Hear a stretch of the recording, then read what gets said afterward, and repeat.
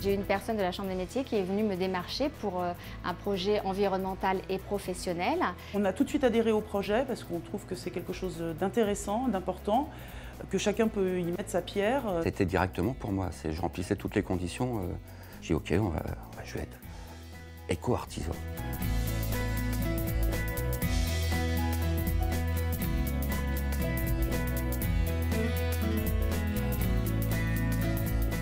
Quand on est venu me démarcher en me proposant 3 éco-défis qui étaient tout à fait réalisables, j'ai été vraiment ravie que cet éco-défi voit le jour. Ce sont des choix, on fait ça petit à petit, on met en place un certain nombre de choses.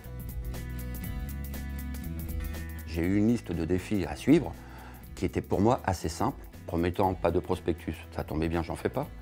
Éviter les déchets d'emballage et autres. J'essaye d'éviter d'en faire au maximum en travaillant en général avec des grossistes, donc on est sur des palettes qui sont elles-mêmes recyclées. On a mis les petits défis Malabar, donc les enfants nous ramènent leurs sachets qui sont exclusivement en papier, j'insiste, je ne veux pas de plastique, du moins le moins possible.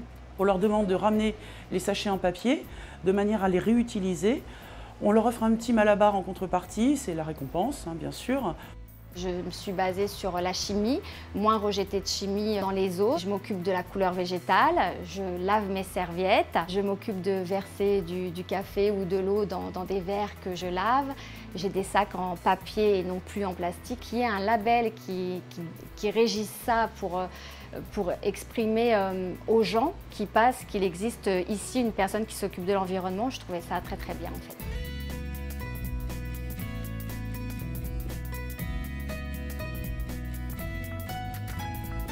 Je pense qu'en tant qu'artisan auprès des particuliers, on peut avoir un rôle.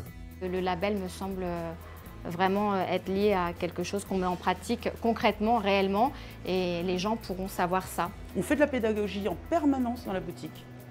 Donc moi j'en parle en permanence avec mes clients, qu'ils soient petits ou grands, que ce soit les adultes ou les enfants. On a été contacté par la Chambre des métiers et de l'artisanat pour mettre les éco-défis en place. En fait, on était très heureux de pouvoir le valoriser par le biais d'un label.